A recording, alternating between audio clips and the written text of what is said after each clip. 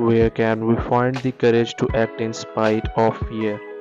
Trying to eliminate that which we react to fearfully is a fool's errand because it locates the source of our fear outside ourselves rather than within our own hearts.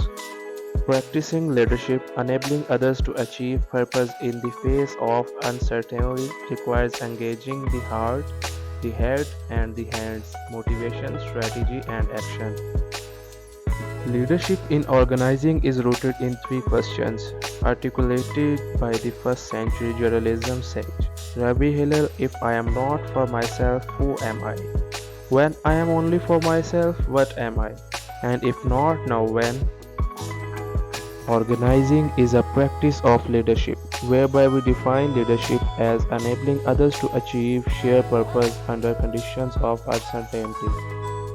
Organized collective action challenging the status quo. Special movement requires leadership that goes far beyond a stereotypical charismatic public persona with whom it is often identified. Unable to rely on established bureaucratic structures for coordination, evaluation, and action.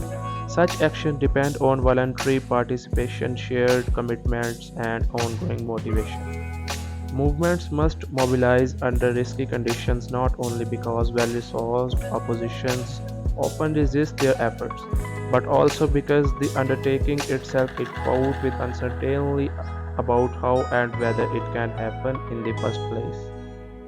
Mobilizing others to achieve purpose under conditions of uncertainty, what leaders do, challenges the hands, the head, and the heart. How do you invest in developing leadership, but not in creating dependency of that leadership upon you?